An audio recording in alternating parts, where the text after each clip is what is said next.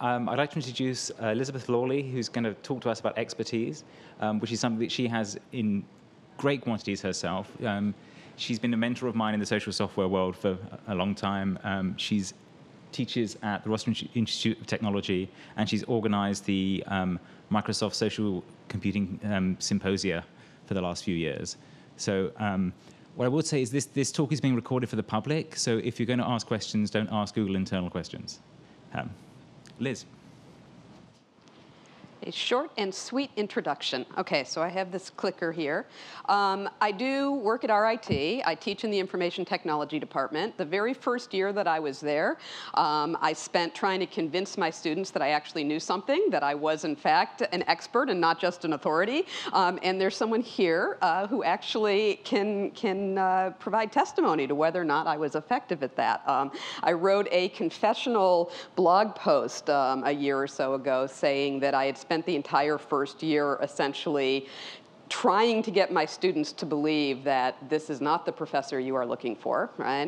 That of course I know all of this stuff. And Frank left a lovely note on my blog post saying, boy, you had me fooled. I thought you knew what you were talking about. So expertise is a topic that I'm really very interested in on a lot of levels. I'm interested in not just expertise, but other topics that are directly associated with expertise, which includes authority, which is not the same thing as expertise, and trust, which is related to both of those things, but again is a separate issue altogether. And this is a talk I have not given before. Always a risky thing to do in front of a new audience. I should have taken something and recycled it. That would have been the smart thing to do. But you know what? This is a topic that I think is so relevant and so interesting, particularly in the space having to do with search. And I'm hoping that I'll get some feedback from you as I go through this in terms of your thoughts on some of the things that feel still like open questions to me. So. Let me start with how this talk sort of had its genesis. How many of you have read this book, Andrew Keene's The Cult of the Amateur? I can't bring myself to buy it. I've read the reviews, and I've heard him talk. And in fact, I heard him talk at the Supernova conference that I was at this past, was it summer? I think it was June or July. And he did a debate with David Weinberger, and I'm not going to play the video for you. You can find this online. It's easily accessible.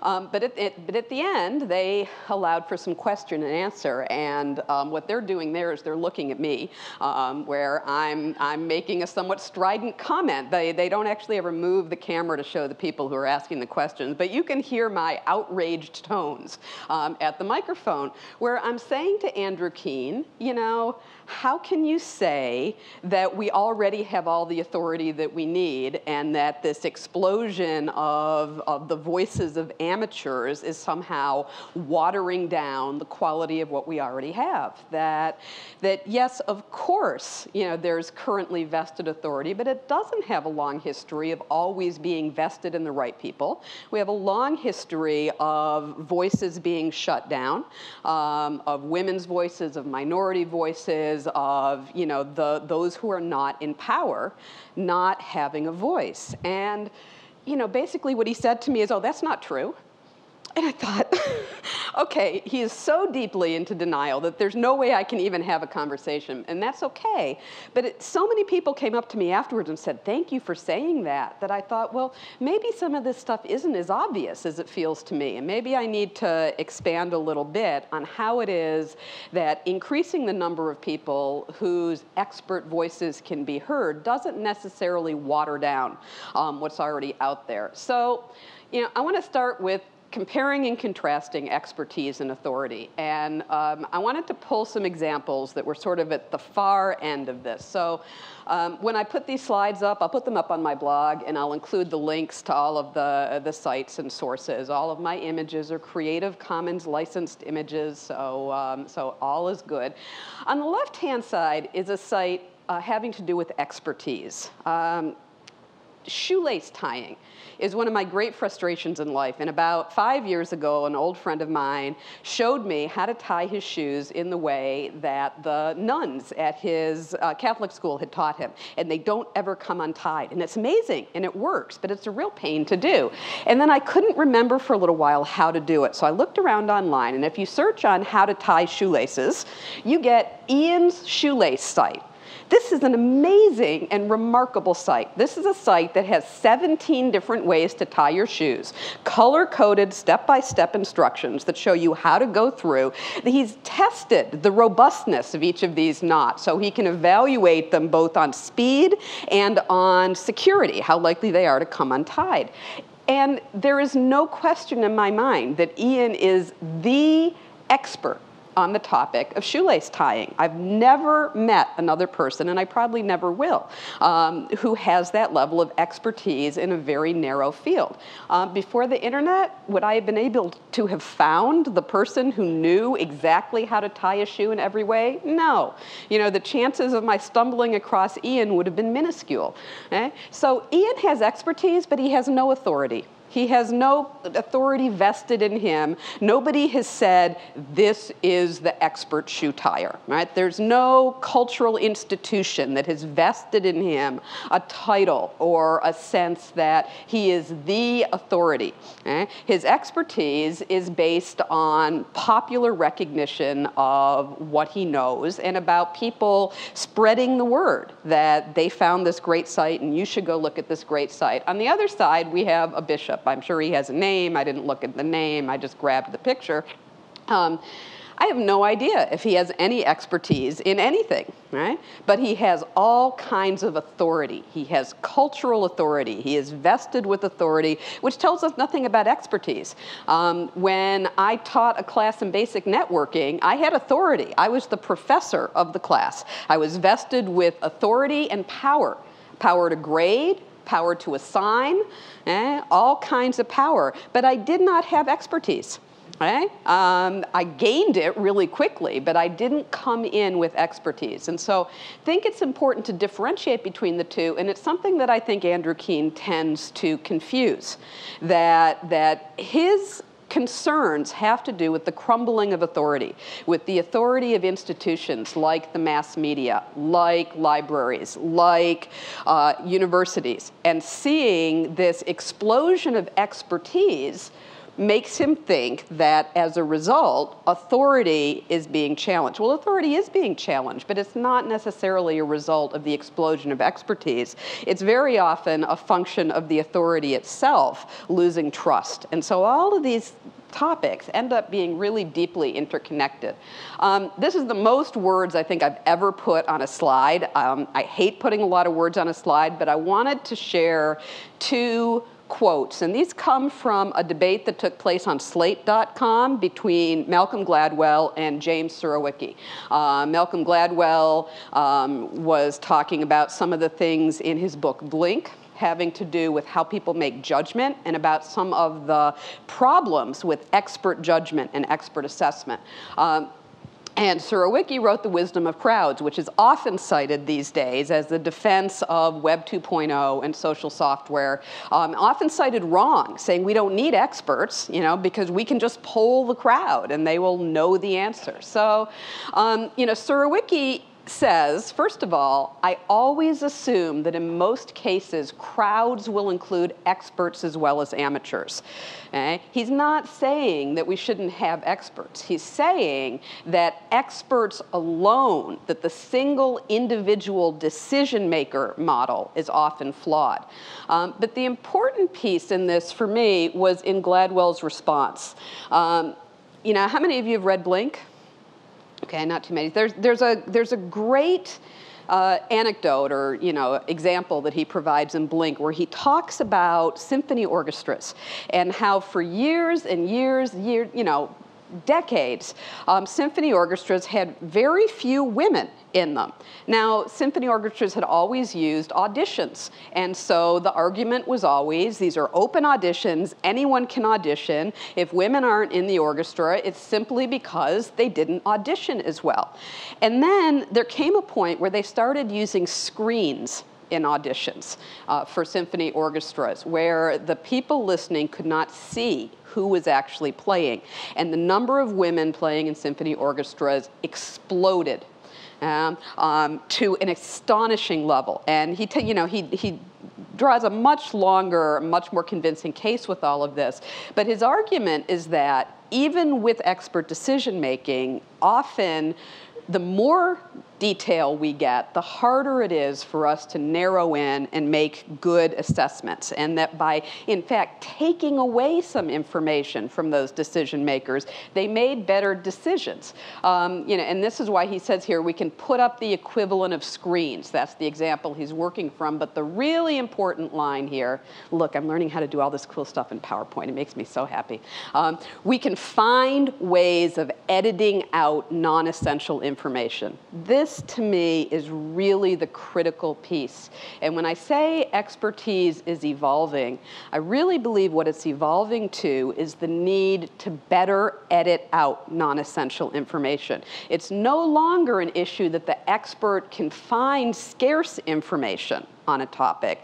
It's now more important for an expert to be able to weed out the information that's not relevant, that's not appropriate. And there are lots of ways that this happens. There was an article published in 1993, Allison, I want to say Holm, but that's not right. I'll dig it up. But the name of the article is "The Sage on the Stage." If you search for that in Google Scholar, you will find the citation to it. It was published in College Teaching Magazine in 1993, and it was about the whole idea of participatory learning, of active learning, and about how the role of the college professor was moving from the sage on the stage, and this is a podium at an auditorium at RIT, looking out at the audience before a talk is about to begin, to the guide on the side. That yes, there's still an important role for the expert, but the role for the expert isn't to be just communicating that information in a passive delivery mode, the way we're doing right now. Okay? This is one of the worst ways to communicate information in most cases, is what we're doing right now. But we're so tied to this model of expertise and authority. Okay? It's also very efficient from the standpoint of the presenter. As a professor, it's much, much easier for me to get up and give a lecture and leave. I have now transmitted the information to all of the waiting containers, and I'm done. Whereas the guide on the side, the person who has to work with and coach and encourage and evaluate, that's a lot more work. And I do it, but it's a lot more work. And so, in those cases, my expertise has more impact because I'm making a direct connection with people. All of this for me is interesting because before I was a professor, I was a librarian. My master's degree and my doctorate are both in library and information science. I worked at the Library of Congress for several years. I worked for a large publishing company for several years that catered primarily to librarians. I gave a keynote talk on Wednesday at the Internet Librarian Conference. And so I'm very vested in the idea of the role of librarians. And I got my library degree, my first one, a long time ago, 1987, in fact, which gives you some sense. And the internet was not exactly the same kind of thing back in '87 as it is now.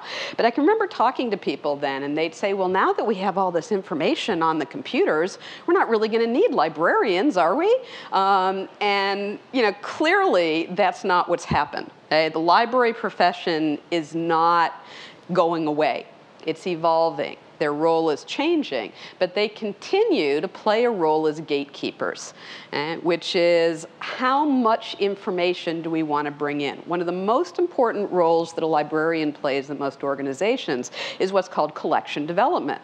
What do we choose to bring in? Because if you bring in everything, then it's too much. People are overwhelmed. They can't focus in on what they want. It's the problem with, the too broad search in a search engine that brings in millions of results, and how do you narrow it down to find what you really want? And librarians as gatekeepers and other roles as gatekeepers become really important. Now, whoops, that one isn't, haven't quite got my skills where I want them to be, but here we go. We'll do this, and I'll work backwards, okay? Yeah, I really don't want to work backwards. I want to just ignore the one on the right. I'll get to him in a moment. Do you recognize him, Eric? So on the left, it's a Sherpa, okay? A Nepalese Sherpa.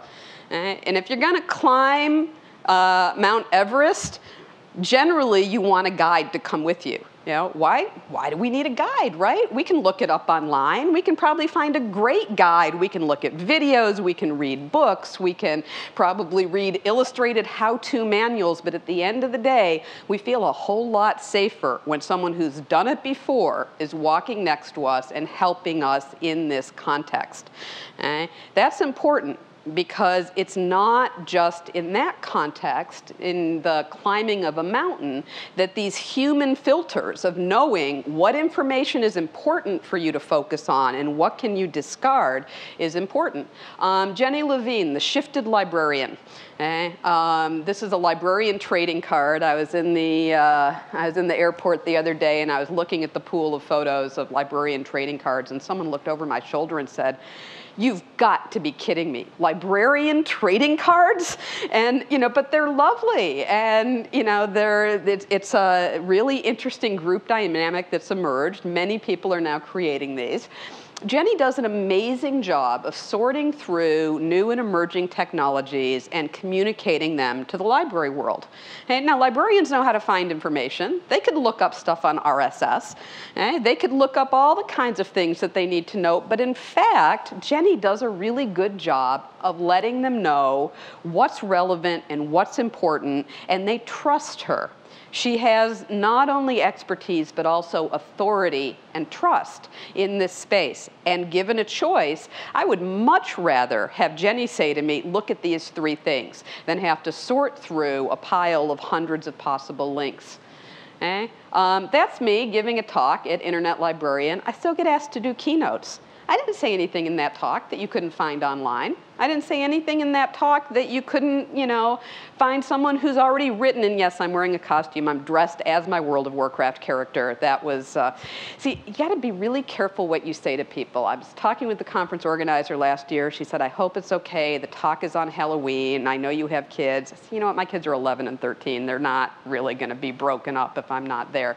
I said, "I should come in costume." And then totally forget I had said that until 2 months before the conference, when the program arrived with a big banner thing in the printed conference saying, "Come see our keynote speaker, Elizabeth Lawley, dressed in costume. You won't believe your eyes." So then I had to come up with a costume.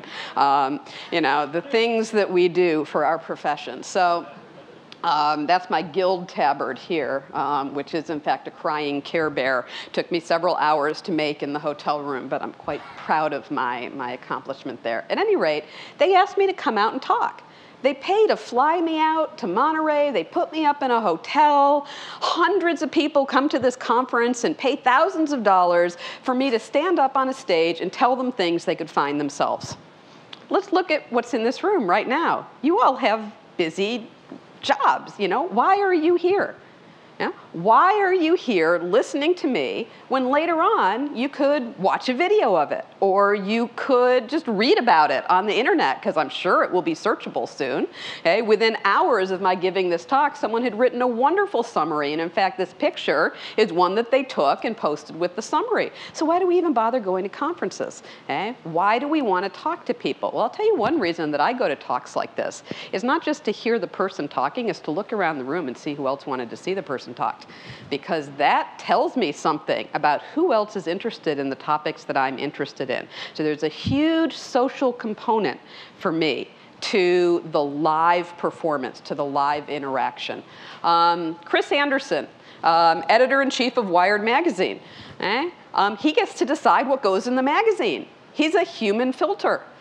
People still buy magazines and read them, even though there's all this stuff online. It's all on the internet. But you know what? I like that Wired picked some of this stuff for me, because Chris is really smart, and he knows who the really good writers are. So he saves me the work of trying to figure out that Julian DeBell might be someone who writes really great stuff on a topic I'm interested in. He does this for me. And the last one, so I play World of Warcraft. World of Warcraft is a relatively complex game in terms of the higher levels and things like what kinds of gear do you need to collect. Huge amount of information out there, right? There are wikis, there are collaborative information websites, there are class-specific guides that people have written saying if you play this kind of character, here are all the things you should do. But you know what? I'm just not willing to read all of that stuff. I'm just not, because it takes too much time. And I'm just too busy. And sorting through 17 different guides to what kind of gear a priest should wear is just not high on my priority list. On the other hand, I really want the good gear, right? But I just don't want to do all that work to find it. So this is Eric Ellis, who I didn't know until I was looking for a picture of him online last night, is actually the Dean of Student Services at a community college. He's also a doctoral student at Pepperdine University, and he's also an awesome WoW player who plays in my guild and who plays a priest and has for a long time. And Eric said to me, oh, I can do a gear check for you. So he went through all of my gear and compared it to the guides and figured out exactly what the best upgrade stuff would be for me and sent it to me. That was so much better than searching for it, because it came from someone I trusted. Came from someone who I know plays the game well. It came from someone who took the time to think about the context in which I would be playing the game. So these kinds of human filters continue to be extremely important and valuable. Now, there are a whole bunch of tools out there that try to leverage the kind of trust and value. So, PageRank is an obvious one, right? And I leverage my PageRank all the time. One of the best ways to leverage it is to shut people up. That when I'm dealing with annoying PR people or, difficult people at my university, and I say, well, if you just search on Liz, I'll be in the first 5 results. And that just shuts them up immediately. They're like, oh, okay. Don't talk to me about search engine optimization. I didn't. Now, I'm on there not because I used SEO tactics, but because I'm seen by a lot of people as an expert. And so they link to me. And so I have this high page rank. It's a social filter, but it's an implicitly social filter. It doesn't say anywhere on it, 733 people think Liz is an expert in social software. Right? It's implied on some level in the high page rank. There are also explicitly social filters for finding information based on what other people recommend. So Library Thing is one of these. Library Thing is a collaborative book, I don't know how to call it. It's you put your books into it. It allows you to track your own library of books, but it also allows you to get recommendations of books. One of the things I particularly love is the Unsuggester, which is just fabulous. You put in a book in there, and it tells you all the books that if you liked that book, you really don't want to read this book. It's a very, very funny tool. But it's based on looking at other people's book preferences and trying to sort people into groups of like-minded readers. And this is a very powerful tool for finding book recommendations. This is my homepage. This is what I start my computer up with every single day. And it is probably the single most valuable resource that I have. And this is my Delicious network. And my Delicious network, for those of you who haven't delved deep into Delicious, is a list of these 22 people whose bookmarks I find to be consistently valuable. And what I get here is an aggregated list of everything that they have bookmarked in Delicious in a time, reverse chronological order. And this is without a doubt the very best way for me to find out about the things that I care about, because all of these people are people that I trust as filters of information. They are my army of information seekers, so much better than any algorithm that I could create, because it allows me to expand and contract my social filter in ways that are very carefully arranged. So Howard Rheingold, Clay Shirky, my best friend and office mate, Eloise Oizon. On this list also are several of my students and former students, several graduate students who are currently doing research on topics that are near and dear to my heart, and then a couple of people who I just know always find the most delightful and interesting things, people whose job it is, like Merlin Mann from 43 Folders. You know, part of his job is to go out and find really cool software tools, so I don't have to. Now I can wait for him to blog those, or I can just have it in my river of links that comes up on a regular basis and takes me to what the zeitgeist is in my social network. I don't want to know what the popular links are. I don't think I've ever used Delicious's most popular links page, because most of the world isn't interested in what I'm interested in. And I want my domain of information filtered based on a very idiosyncratic set of criteria. And that criteria is, for me, best expressed through other people. So this idea of social filters, I think, is one that has been greatly underserved thus far in many of our search tools. The things that allow us to tap into the minds of the people we consider to be expert, the people in whom we vest specific trust. Facebook, in some ways, provides something similar, which is I'm always interested to see what applications and what groups people are adding. Doesn't necessarily mean I want to add them, but I'm interested in seeing, you know, is my social network starting to aggregate around a particular topic or a particular place? And as a result, you know, is this something that I might want to be a part of? Josh Fouts and Nancy White joined the group, the New Media Consortium. That's interesting to me, and it's interesting to me because it's a very unusual overlap, one that is difficult but not impossible to find in an algorithmic way. I know Josh and I know Nancy. I know they don't move in the same social circles. I know that if they've both at the same time joined the same group, that something interesting is happening there, that there's a kind of overlap there that isn't generally easy for me to find. But I have to do all this in my head. One of the things that I really wish I had was a tool that did a much better job of looking at clusters in my social networks and finding the unusual overlap. It's not surprising if two of my students both join the same group. It's not surprising if two people that are mobile social software researchers join the same group. It is interesting if my friend from Nokia and my friend down the street in Rochester both join the same group, because how did that surface for both of them at the same time? And what's going on there that's interesting enough that it would cross over those boundaries? I think at this point, almost nobody is doing a good job of looking for those kinds of unusual overlaps. Now, this is a line I have used over and over again in talks. Mid-1980s, I went to a library conference, and one of the speakers there was a wonderful, wonderful gentleman by the name of Herb White, Eastern European accent, very curmudgeonly fellow in the profession, wrote columns for years and years for Library Journal. And this was in the 1980s when dialogue was the big way of doing online searching. And in fact, that's how I ended up in library science, is I was working as a secretary while I tried to figure out what to do with my life. They sent me to training at Dialogue Information Services because there was an engineering firm and they needed to do online database searching.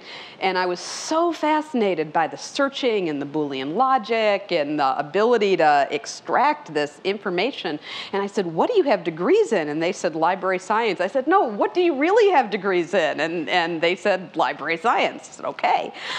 So I went and got a degree in library science. And at that point in time, librarians were among the very few people who could search online databases, who understood how to search them, who could use the really arcane Boolean syntax that was necessary to get information out of fielded databases with complex information in them. And they would talk all the time at conferences about how they wanted to teach people the joy of searching, right? You know, we could search for them, but wouldn't it be better if we taught them to search themselves, you know, so that they could experience the joy of searching? And Herb White got up there at one conference and he looked at us and he said, I have no joy of searching, I have joy of finding. You know, the point being, most people aren't like librarians. I love looking for stuff. I love the process of trying to find something, of narrowing a search down. There's all, the process of actually doing it is something I love. I am not typical. And the problem is, too often, the people who design search systems love search.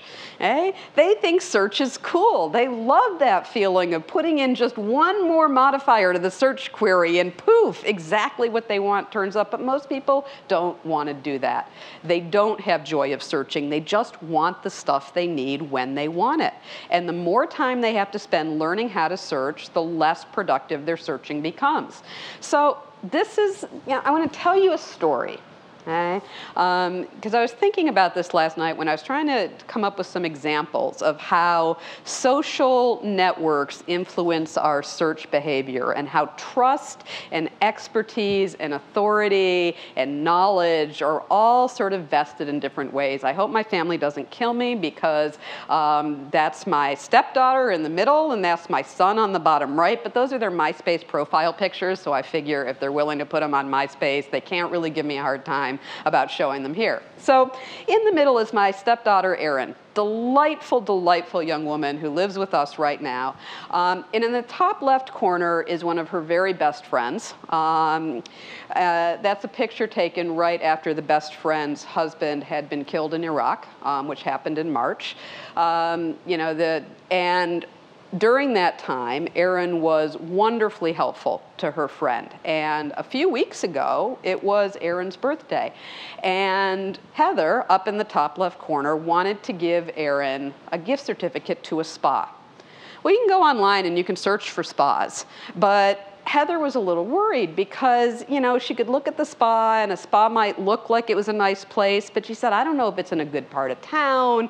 I don't know if they've got a nice website, but really the place is scummy. You know, I need some way. I don't want Erin to know that I'm getting her a spa gift certificate, but I need some way to vet the location of the spa. Is it an okay place for her to go? So she looks at Erin's MySpace network and she finds my son, Erin's stepbrother, who's 13. Now, 13-year-old boys are not typically experts in spa services, right? But she figured that she could at least find out from him if it was the right part of town. So she emails my son. She says, if you tell anybody, I'll kill you. But I need to know, here's a list of spas that I found online. Are any of these, they look like they'd be in a good place? And my son, who has zero joy in searching, says, yeah, whatever, they look fine. And so, here's the process that they went through, which is she said, I'm looking for a good spa for a gift certificate for Erin. And he clicked on this first one, because I actually asked him to walk me through this process. I was interested to see how a 13-year-old answers the question, where do I get a good spa gift certificate? So he pulls this up, Rochester Spas. It's a pretty straightforward search. He clicks on the first one, which I don't have a screenshot for here, but when he clicks on that first one, there's no list of spas. It's like how to pick a spa, blah, blah, blah. He's like, that's no good. He backs up. He goes to the next one, and the next one is, in fact, a list of spas. And the first one that's in big letters says Bonsignor Studio and Spa. He looks at that. He says, Penfield Road. We know somebody who lives there. That's a good place. And he tells her, go to that one. Okay? That's the entire extent of the research that he was willing to do, because he has no joy of searching, right? He has joy of finding. He just wants to find it. He wants this woman to leave him alone. She scared him now, and I'll tell you, he pulled it off beautifully, because the day she got the gift certificate from Bonsignor, which turned out to be a very nice place, she calls him in, and she says, you're in trouble, Lane. He says, why? You know, she said, I know what you did. You've been talking to Heather, haven't you? And he said, no, why would you say that? And I couldn't believe that he managed to maintain that until the point that she said, you know what, I already talked to her and she told me. And he said, well, she told me not to say anything. I said, boy, you're good. That's a little scary to know that your kid can lie quite that clearly. You know, luckily we've, you know, got a pretty good relationship with him. Anyways, this all comes back to she didn't want to read reviews. She wanted to talk to someone that she trusted, that she personally trusted to assess. And she would rather ask a 13-year-old boy, is this a good spa, than to read a review or to, you know, any of the other tools that were at her disposal, because she trusted him. She trusted him to have a personal knowledge, a contextual knowledge of the environment that that particular question was based in. And I think that's really important. That's not going to go away no matter how good our search engines are. We still want to know what the people we know and trust think. And this is where, you know, I find myself in this topic still working on trying to pull the threads together. I know this is important. I've been thinking about social search for a long time. I've been thinking about the concept of how we leverage the people that we know and we trust. I love what Delicious does for me in terms of being able to see how the people I trust as experts in their domain, not necessarily authoritative sources, but experts nonetheless, how they find information and what they find. But I haven't found a good way yet to make this accessible for other people. I want it to be as easy for somebody like Heather to get a recommendation from somebody that she trusts about a spa in Rochester as it is for me to find information about good spas, except I'm willing to put in all this time and energy and search and ask questions and all of these things, which most people aren't. I get my hair cut in Rochester at a place I found through my blog. And the way I found it through my blog is I posted a note on my blog that said, I have thin, fine hair. I need to find somebody that will cut my hair for a reasonable price. Can anybody make a suggestion? And I got about 15 responses on my blog, but one of them was from a woman in Maryland, a professor in Maryland who's married to a professor that I know through my blog who got her graduate degree in Rochester. And she said, I have hair just like yours. Here's the person you should go see. Tell her I sent you. And I went, and I've been going back for 3 years because she does a great job. But the kind of recommendation I was looking for, I couldn't have found online. I wanted somebody who I knew was enough like me, who I had enough of a level of trust in because there was some connection to say, I liked this person and I think you will like them too. Okay? It's not the same as reading reviews. There's a difference between aggregated information, which is valuable and important, and individual recommendations from someone you trust. Okay? Given a choice, if you needed to find a really nice restaurant to go to for dinner tonight, would you be more likely to trust the person that you know who says, you know, I had dinner the other night at this place and it was so great, you should really try this? Or would you be more willing to trust the restaurant guide with the star reviews with, you know, 150 reviews? You know, personally, I'd rather ask a friend. Okay? Not because I don't think those star reviews are valuable, and I use them all the time, okay? But because given a choice, I'd rather have the personal recommendation. I'd rather have the personal connection with the person. And I don't think that that is a unique experience. And I think the story I told you about the search for the spa is an indication of that. That in general, we'd rather talk to somebody, hear from somebody, get a recommendation from somebody that we know and we trust, who we believe to be expert in that particular area, regardless of whether they have larger authority associated with them. And there's a lot of mental work for me left to go in this whole teasing out of trust and authority and expertise and recommendations, all of which I think are really closely tied together. But the one thing that I would, that I would really implore you to do is to not strip out voice, to not strip out personal voice in the kinds of recommendations and tools that we provide to people. One of the reasons that blogs have not been replaced by wikis, despite the attempt of many people to do exactly that, a wiki would be much better, is that blogs prioritize voice and wikis strip out voice by intent.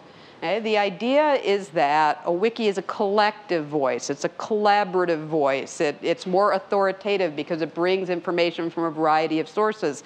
Blogs are biased. They're individual. They're anecdotal. But they have a voice, and the voice gives them weight. Okay? The sense of an identity behind it, and it can be a pseudonymous identity. It doesn't have to be a real person, but it has to be a real sense of a voice. And I think we need to hold on to that sense of voice, that sense of personal trust and recognition, and find ways to leverage that in our tools. When I do a search for medical information, I want to know what my doctor thinks is good, not just what the internet thinks is good. I want both. Okay? I want ways to build in the expertise of my social network into the tools that I look at on an everyday basis. And on that note, I am done trying to be the sage on the stage. And I'm happy. I don't know how we are doing in terms of time, Kevin. We've got 20 minutes. So. All right, so there's plenty of time for questions and discussion. Dan. I have a question about one of the frameworks of this talk has been the sort of expertise, and authority, and this sort of discussion at the end about the personal blog voice versus the collective amalgamated, unit authority. It's interesting because one of the things that happens in all librarian situations is how do you judge authority? How do you judge how much I'm willing to trust this particular decision or choice that's recommended to me? That's expertise, right? That's a kind of personal expertise that you develop. And one of the challenges I always have when I'm teaching internet skills to people is how to teach that expertise, right? So what do you say to people? I mean, you've just given us the blog versus wiki distinction and the authority versus an expert decision. How do you teach that relatively advanced skill, because it's in many ways tacit? One of the things that I teach my students is to always look for the source, because that does come back to voice, right? Who is this from? Don't just look at what it is, but look at where does it come from and what do you know about the source that it comes from. And that's something that they often, so even something as simple as, stripping back on a URL to see, what else is in that domain. To sort of say, where does this live? Who owns it? What sense of, and I know Kevin hosted a talk on provenance, what's the provenance of this information? And I asked them to pay close attention to that. That's the most important thing that I can do. The other thing I do is I tell them that they don't necessarily need to be the one to make the assessment, that they can also learn to ask, right? That if they're not sure, the best thing to do is to say to me, can I use this as a source in my paper? And I'll tell them, yes, you can, or no, that's really inappropriate. But I don't necessarily think this comes back to the joy of searching versus joy of finding. Most people don't want to become experts in how to search and how to evaluate. They want someone to make it easy for them.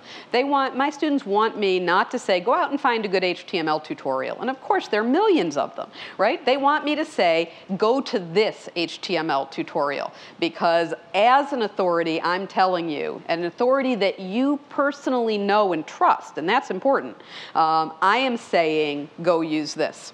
All right?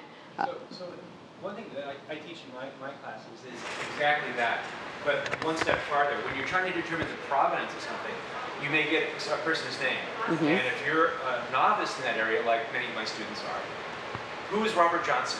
Well, with respect to wine, he's a big cheese, right? Okay, but how do you figure that out if you're 21 and haven't drunk much wine, right? So so you Google the person and try to figure that out in the process. So that's another aspect of this, is how do you then get beyond that? Just one, how to go remote beyond that? Well, and I think that's where increasingly we need to surface not just the sites, but also the people who are trusted sources of information. That if I needed to know, is this a person who's well thought of in the wine world, I'm not going to turn to a search engine most likely. I'm more likely to ask the guy who runs my local wine store, because I trust him and I know him, and they're going to be. I'm going to have far more skepticism about the stuff that I see online, and how much of it is commercially motivated and how much of it is Google bombing, and how do I know that this constitutes a legitimate source? And increasingly, and in fact, the older I get, the more I want to rely not on aggregate sources and more on the expert network that I've taken the time to build. But there are ways for us to expand beyond that. I mean, the whole idea of going one level out in the social network, if my students know me, they should be able to find out who I trust. Right? There should be some way for me to be able to, and in some ways people already know to do this by looking at things like My Delicious Network. Right? Who are the people that I have said I value their input, I value their links? This tells you a huge amount about me, but it also gives you a really good jumping off point to other experts and other knowledgeable people in a particular field. Right now, however, there aren't good ways in most social networking tools for me to do an expertise vote. Right? There's a big difference between you're my friend and I trust your opinion on X. And I'd love for there be a way for me to say to people, through the choices that I make online, Fred Stutzman and Dana Boyd are two people that I completely trust and respect in terms of their views of social networking tools. Right? There are other people on this list where I'm interested to see what they link to, but I don't necessarily see them as authoritative. So how do we start to reflect those choices that people make in ways beyond simple link tracking? How can we explicitly start to identify trusted sources and social networks without only aggregating them? Sometimes I want to know who you think is interesting and who I should be following.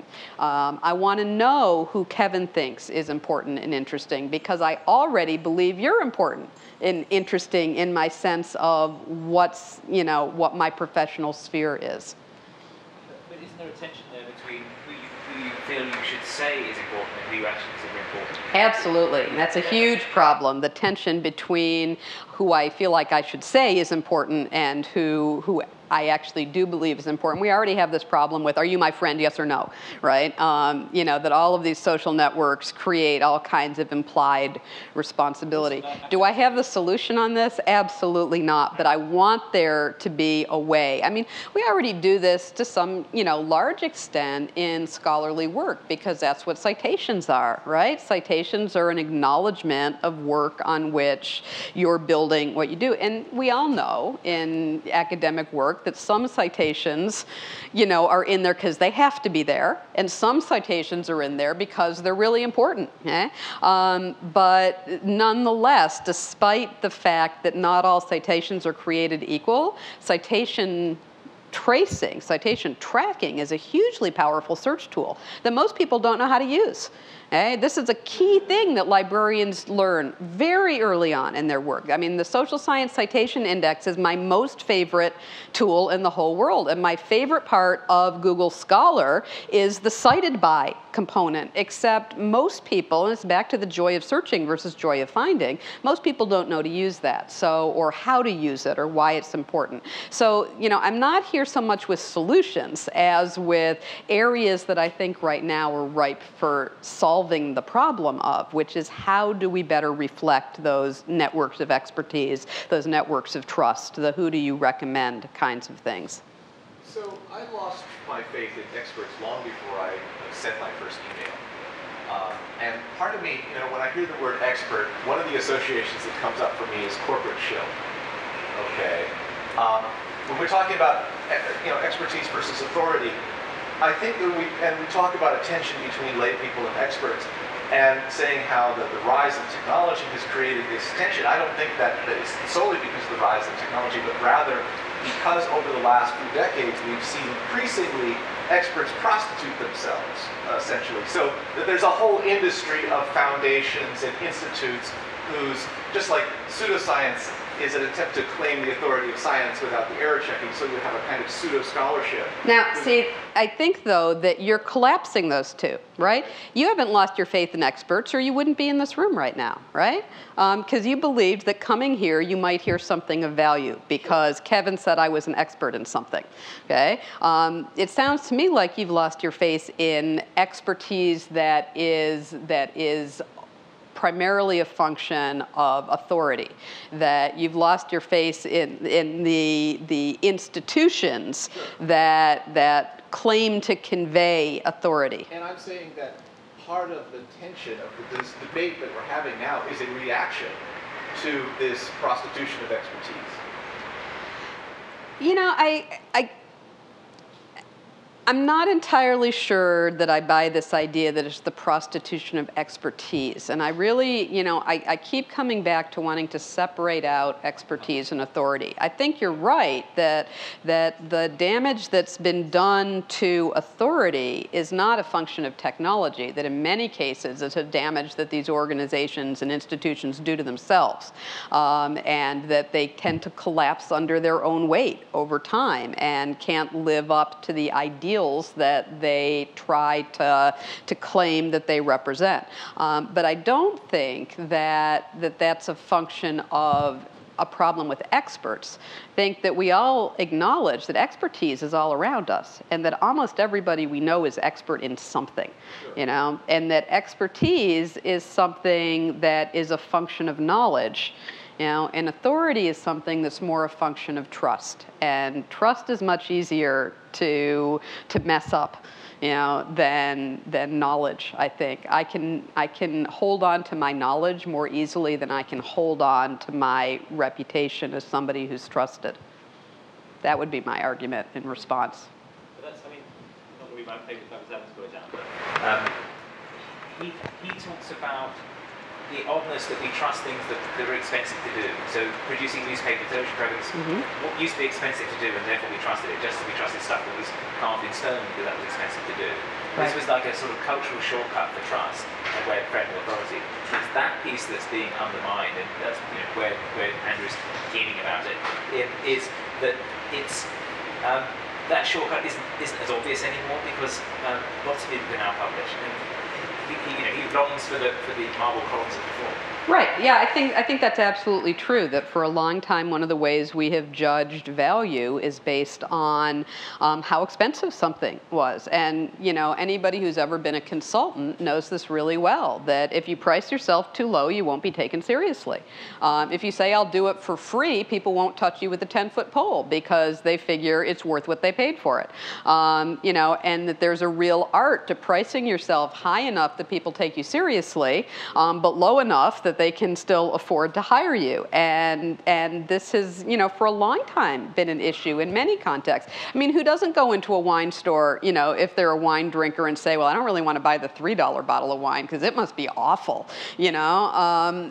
But on the other hand, we also know that the $90 wine isn't necessarily better than the $10 wine. So there's this calculation that we do all the time in terms of what something is worth to us, you know, what the cost says about the work that went into its manufacture. I mean, the fact that people still go to universities is a pretty good indication that they still believe there's value in paying for knowledge, right? And that paying a lot gives them something that paying nothing doesn't. I mean, you can go online, you can take all of those classes at MIT, you know, and yet people are still paying tuition to go to MIT. And they go not for the expertise, but for the authority that's vested in MIT, the diploma that they get at the end, the sense of institutional approval that says we have vetted you, you have done the work, and as a result, you have this credential to show for it. So I don't think that's gone. I think it's weakened. I think you're absolutely right that that scares Andrew Keen half to death.